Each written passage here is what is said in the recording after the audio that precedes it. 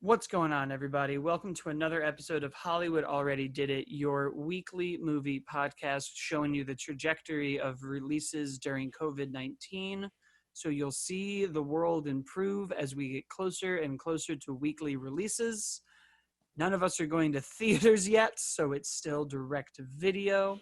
But this is your movie podcast for movies that have been rebooted, remade, sequelized, or otherwise adapted from new material. As always, I am your host, Blake Schultz, and with me is Terrence Tatum. Hello, everyone. And this week, 6 months into quarantine, is Superman, Man of Tomorrow, the 39th film in the DC animated original movie universe, which I'm sure has an acronym. This one is the new continuity, if you're following these, which we are now because it's all we have. Of Justice League Dark Apocalypse Wars that ended with the Flash resetting time again after Flashpoint's animated movie, which at this point I think is like 8 or 9 years old. All of the things that I think are brand new ideas are now old. That's how age works. Yeah, to me, Blink-182 never broke up, and there's still only 150 Pokemon. This amazes me. But here we are in a new world, in a new universe. Superman is figuring out his life, which to me means we had to do a lot of familiar beats, but then the movie gets going. Terrence, what did you think? I think we've talked about my feelings towards Superman before. I'm not that big of a fan of his character overall. I'm more of a Batman and Green Lantern are my two characters that I lean on to. But I always appreciate Superman because I know what he has to be for the rest of the DC universe and DC world to be and to exist. I like this movie a lot for the very simple reason that I think it understood who and what the Man of Steel is supposed to be for the rest of the world, the hopefulness that is supposed to exist in it, and some of the naivete of being the alien in a world where we don't like aliens or like people that are different. I think this does a fantastic job of setting all that forth and it's becoming a really, really fun and kick-ass action flick without losing any of the heart or story beats that were kind of established before. I think it's sad. I feel like this was the best Superman story that I've seen in the last decade, including Man of Steel and all of that stuff. Like, this was what I wish we had gotten in live action form, but I got it here, and I'm thoroughly enjoyed by it. Yeah, that's what I really liked about it too. And I think the thing with a lot of these animated movies is that they tend to, and I've probably said this since we've done so many of these Warner Brothers animated movies. Warner Brothers keeping us going.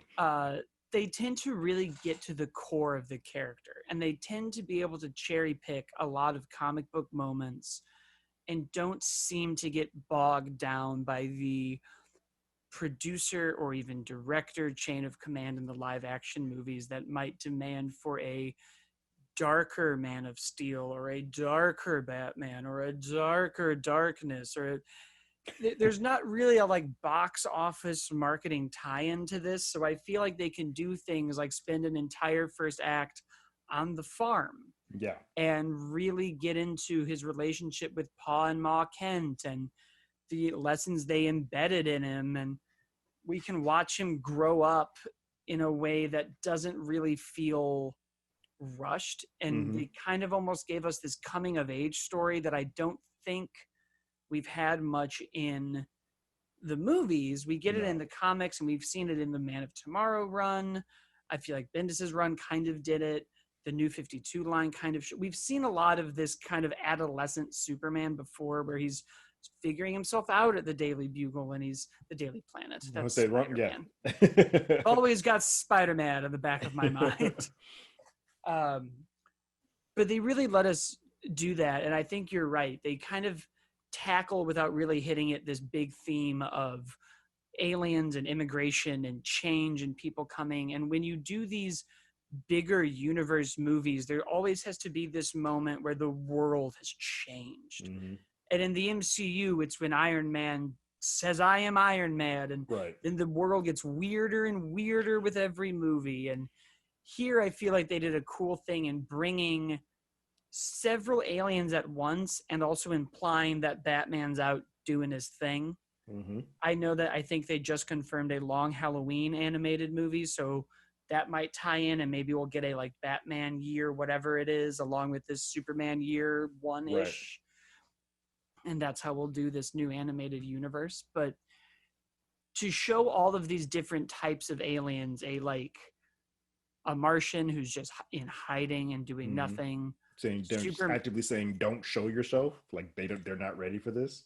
Yeah, really taking this attitude of like, we're the last, self-preservation is the Right. most important thing to us, there's nothing to do. This like nihilistic bounty hunter who doesn't really care whether or not the world's ready for him, and I he's just adore gonna show Lobo. up. And then Superman in the middle of it, who's kind of trying to figure out his place in the world, with Parasite rising to power and showing that humanity is going to see all of these as threats and figuring out the real threat Right. as it's happening is incredible. It is. I felt the movie was a little slow, but once Parasite is there, it just takes off. Yeah, it's funny. I never really had a slow moment. Once Lobo hit the screen, I was like a kid in a candy store. I absolutely adore that character, and I feel like he deserves more screen time and more. Just not necessarily in this, but just period. He needs to be more prominent in DC lore. But I just love that they got him and got him correct and got him. And I love the fact that he did not, as a bounty hunter, he knew I need to come get a Kryptonian, but because we had not, this is a new world to us, he was not aware that once you get to Earth, Kryptonians are infinitely stronger than they were when they were just on their planet. And I And love yet, that. he knew that kryptonite hurt him? He did. Or did I miss a beat there? I think he brought it possibly just like knowing. I think he seemed like he found that in the midst of the battle. It was like, oh, this has an effect on you. He's like, because he brought it with him. He's like, well, this is the last piece of that planet that I found. But yeah, it's a weird thing that I think he kind of grew onto knowing in the middle of the battle, because he was getting his behind handed to him. And then he all of a sudden like, oh wait, I got this. Let's see if this maybe works. Right. And that was my one little thing of like, well, how did he know? I know that we have to learn, but how did he? But he does imply that there's others. I don't know. Maybe he's got people. He's got the little tiny world somewhere. Who knows? But I think maybe between I'm overthinking the cartoon. Right. But I think between the opening sequence of Kal as a kid watching an alien movie and seeing how Earthlings or humans feel aliens are in a film version, and just kind of being quiet as a kid home, I think they handled that reaction as a kid and what he has to go through in humanity versus whatever the hell happened in Man of Steel with like Pa Kent. To then at the end of this film, he has that whole speech of that come to quote unquote come to Jesus moment when he speaks to all the Earthlings and all the humans and saying, hey, I'm the alien. This guy here is actually Parasite. He's actually human. There's an actual real person in there. I know it seems like he's more freakish than me, but and because of the way that I look, because I look like a humanoid, I seem more human, but I'm more alien than this guy. Stop freaking out. Like this, like calm down. Yeah, I liked that they almost sang back to the first Superman movie where the solution wasn't beat him up. And I think it's very easy to fall into that trap with any character of just they're strong and the arc is going to be that they're stronger and now they'll punch the thing. And we really saw Superman's humanity and him trying to reach out to this person that was in there. And it's this almost like Tusk moment where Parasite's now this awful monster and he sees his family and he can never be with them again. Oh, it broke my heart. Yeah. I don't know what it is. Whenever you have somebody who has been forcibly gone through a transformation, like in Tusk, and then they see the person they've lost by circumstances out of their control, and Mm-hmm. they're unrecognizable to that person, and they can't even communicate. Yeah. Is what I'm just like, you've destroyed me.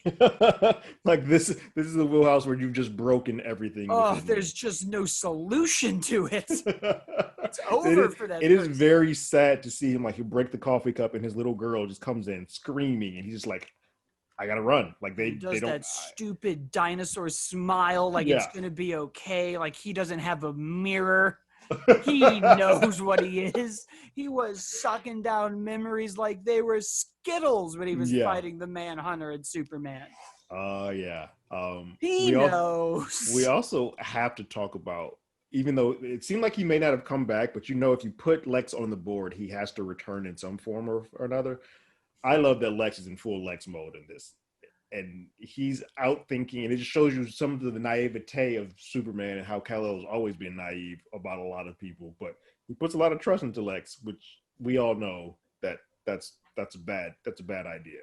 Well, the movie opens with, I think, what we all want in 2020, which is for the journalists to take down the billionaire.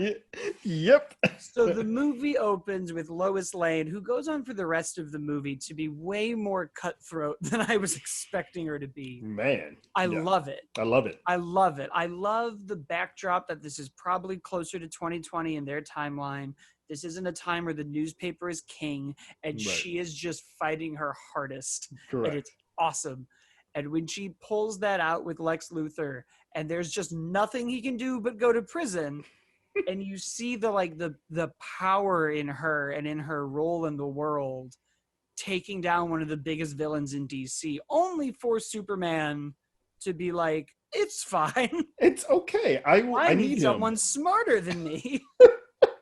Yeah. Zachary Quinto killed it in that role. I love all of the act. Like Darren Chris is great as Kal-El Superman. I think Zachary, you're correct. Absolutely destroys it there. I can't remember the actor's name. He was in Sons of Anarchy, but the guy who plays Opie in Sons of Anarchy is Lobo, and he is perfection as Lobo. He's very good. Yeah. But using Lex was interesting because it showed you how you can make a morally ambiguous Superman story without making Superman morally ambiguous. I feel like the movies, the modern ones at least, even maybe a little Superman Returns, lean into this like, well, what if he isn't the Boy Scout and there's, Right. things he does wrong and he isn't the thing we're aspiring to be. And this showed you that you can take other characters that do challenge him, whether it is through a need, through a weakness, through whatever else. Or even through Martians, like we need to hide. Like all of those gray areas you can play where he stays the constant of being the hopeful, naive one. When you use him as a thematic pillar, you don't need to sacrifice his character. Yeah. And when you really understand that Lex is the moral ambiguity, the person who's doing whatever services him at the moment. Oh, it's like acquiring companies. I bought Lobo. I'm going to acquire the weakness of that also. And Lobo's just going for the highest bidder, and the Martian Manhunter is in hiding, and you have all of these people kind of trying to pull him in different directions. But especially in this movie, they show you that arc of, he's going to rise and be what they need him to be. Right. And people might be afraid of him and people might not understand him, but that doesn't mean he ever needs to sacrifice being Superman. Who he is, right, at the core. And like I said before, I think where some of these modern films have, the modern run, the Zack Snyder run, we'll just say that era of Superman films, they've made him more gray, ambiguous. They do the whole Hawkins, like maybe you should have let them die. That's where when you start doing that to Superman, you mess up the entire balance of the rest of the world, so that Superman has to be that good guy, the Boy Scout, if you will, because when you have someone bring in like Batman or Wonder Woman or Green Lantern or whoever else to kind of, they question a lot of things, Superman is like, nope, this is the way that this should be. And that's where the conflict comes in. And like, you get that in Marvel, like Tony and Cap. The reason why that happens is because they're on opposite sides. They're trying to do the same thing. They're just on opposite sides of coming at that. But if you have Superman already being morally gray and all of that, then it doesn't really make for a good enough story to kind of justify watching if he's It's also already down there with interesting Batman. that we always do that, as if it isn't more interesting to watch somebody who's confident in his morals Right. be constantly challenged by them. Yeah. It isn't that he's doing what's right and what's wrong. He knows what's right in his mind, and the conflict comes from him constantly trying to do that. You have scenes of this movie where people are throwing bottles and not listening and inciting violence and attacking a giant alien, and the whole time he is still like, please stop and You let me guys talk to this stop guy. that. Right. I'm trying to de-escalate this. Please stop doing what you're doing. Yeah, and that's who he is at its core. And it's funny because me as a reader, when I was young reading these comics, it's not somebody that I personally gravitated towards, but I also knew that it was somebody that needed to be on the deck. Like that person needs to exist. Otherwise, we're just in a very morally corrupt and not fun to watch world. Like you need to have the goody two shoe Boy Scout to make some of the other stuff pop out. Lex doesn't work as well if you don't have Kal being who Kal is. Well, because part of, I think, what you need in Lex's character, and they sort of started doing it, is the jealousy side of it. He Mm-hmm. wants to be Superman. He wants to Correct. be the guy that everyone's admiring and who's saving the world. And his methods of doing it are often xenophobic or evil or Mm-hmm. wrong or self-satisfying. But you kind of see that implication when he does charge the gun with the kryptonite ring and has his big moment of, well, what's really the threat? This Right. big monster Or you. or the guy who's pretending to be us? Right. And they did a very good job of painting that world of fear without layering it on Like so beating thick. it over the face. Yeah. I think it's very easy, especially now in 2020, whenever anything gets political, to really be like, no, get it? It's like today. Mm-hmm. And No, this it's did a good job of kind of being like, no, it's like always. right. And Like it's we've just kind never of not weaved been in into the this. narrative. Yeah, like we're sprinkling this on it, but this is how it's always been. We don't have to beat you over the head, but this has been underlying throughout the humanity throughout the entire time of its existence. It's great. It does make me want more live action Superman. Because I when yeah. I see what we do with Parasite in this, and he's leaving these husks around, and he's almost got this like fly Cronenberg body horror thing, and even these moments when he's like lasering through the Manhunter and lighting him on fire and fighting Superman. The idea and the colors in this movie are so bright that it never Yes. gets like dark. Mm-hmm. And if you could hit that tone, this like weird horror but still bright and hopeful tone in a movie, I feel like that's a great place to launch the universe. I And we agree. just keep painting in shades of gray, because it took me a minute to get used to the art style in this movie, because the The border lines are so thick. it's a cell shading, almost quasi Archer. Like it feels a lot like it's borrowing a lot of It's Archer very animation. Archer. It's Yeah. very like new DuckTales. Also Mm-hmm. has those very thick lines with this Yeah. faded backdrop, so that it makes the characters pop, but there's not a Mm-hmm. lot of depth. Correct. Some of the architecture looked almost like neo-futuristic, Yeah. so I couldn't really get a sense of What when we are. time? What time? Yeah. What time we're in? Yeah. But I grew to really enjoy it. It almost started reminding me of like Pokemon and other old animation I Yeah. No. used to Like like.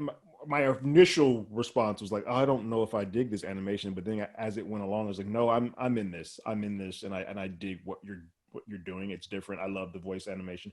I mean, the voice work. I agree with you. My first reaction after I finished watching this, because I really like this movie, is like, oh, I wish we had more live action Superman movies. Like I need them to exist to counter. We've all just seen the Batman trailer, and that feels very much like the Batman. We need something like that feels very much like what we know Superman to be. Yeah, I I don't don't think think we we've need to had that. paint with the same color palette in every Yeah. character. And I think that's something else that animation lends itself to, because even the one photo we see of Batman, and I love this idea that that's where he gets his cape from, is that I everyone's do like, too. this Bat guy's running around. um, I thought that was a fun nod. But even that one photo, it's in black and white, Mm-hmm. but it's a much more gothic setting. It doesn't feel disingenuous to where we are. It feels like it still fits in that world. Mm-hmm. So you can play more with like big sci-fi places like Green Lantern and underwater with Aquaman and very gothic settings with Batman, and come back to this tired and true Boy Scout, red, Right. white, and blue, Kansas and Metropolis. But no city is 10 minutes away from its major suburb. When he said that to his mom and dad, I was like, you're a liar. I guess you can I fly guess he into can the fly there speed. though, so and for him it might be. I feel like though the time would be shorter for him, but all right. Yeah, I was like, 10 minutes. Oh, that's right. Superman. Yeah. Um, I lived in a farmland near a major city. It took it's time. not that close. Yeah, I think this movie does a good job too of putting a lot of different, very important characters on the board at one time. Like this leans in full on to its alien. It doesn't try to be super realistic. It's like, nope, Lobo's here, Martian Manhunter's here, Parasite's here. We're going big or going home. And I think when you're dealing with somebody like Superman who is at the end, you need to go all in. Like not everybody needs to be humanoid. I think that's sometimes where Superman, even the old ones, got stuck. It's like, well, we're going to make all of his people humanoid looking. Some of that was effect heavy back then because they just didn't have the money or the budget for those type of effects. But now it doesn't always have to be Zod, guys. We can go big. We can go freakish for his first time at bat because that's Yeah, who Superman having is. Parasite was a real treat. That's Yeah. a villain I haven't seen in a long time anywhere. It's Yeah. very unique. Does a lot of weird things.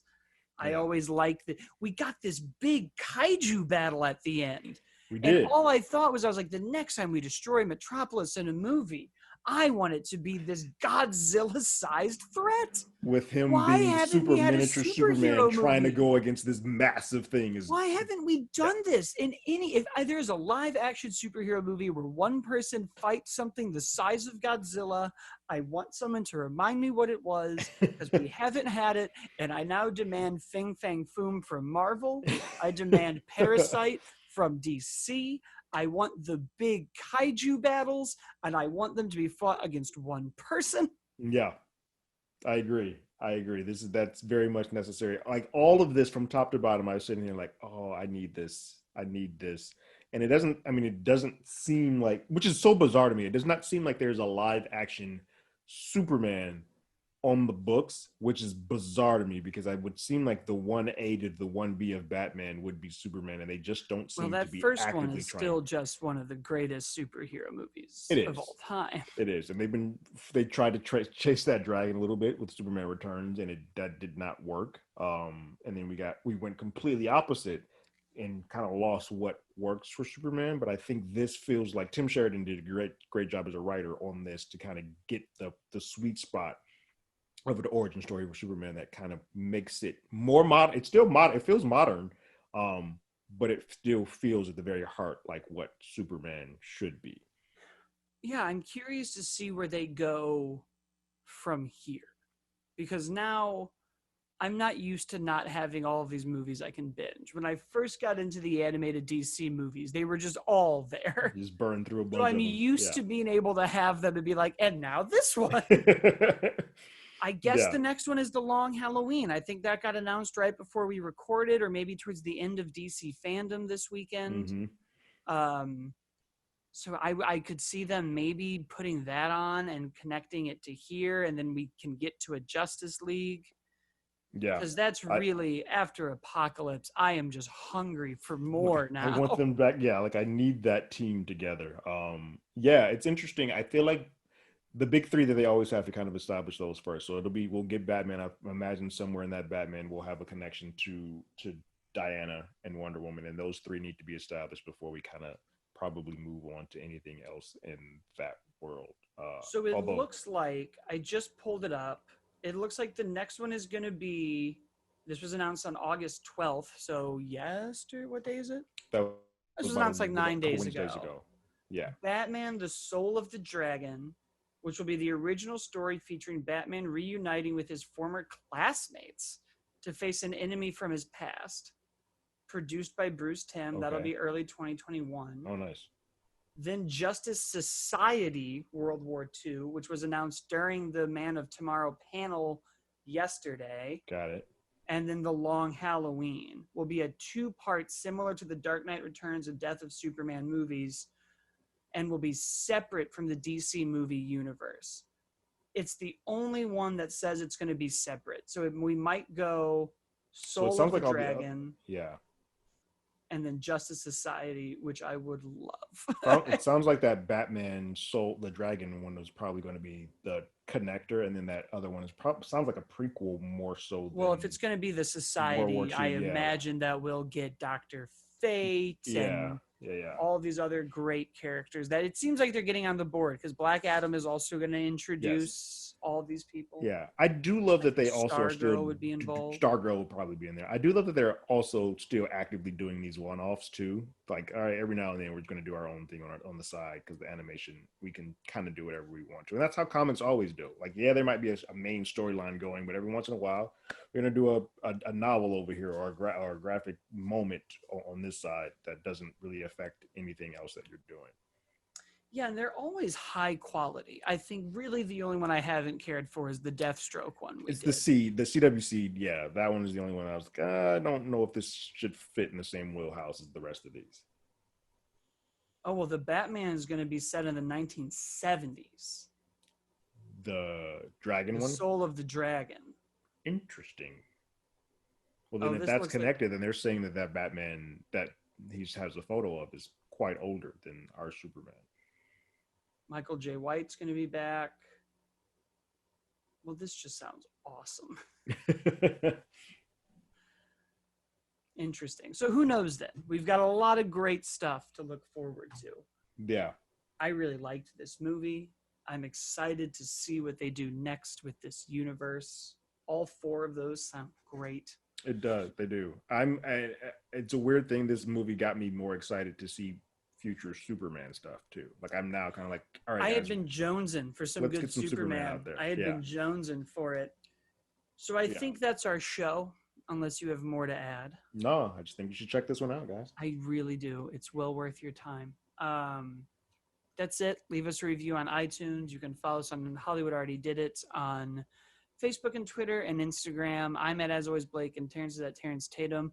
And who knows, maybe next week we'll find a drive-in theater or some other safe way to watch New Mutants, and we'll talk about it on the show. We'll see. I don't even know if movie theaters in LA will be open for that. I doubt it. So, we got Bill and Ted too, so we should be okay. I think that's the top of September. So there are now summer movies. It's almost autumn. Yeah, 2020 has been a mess. All right. We will see you guys next week. Later.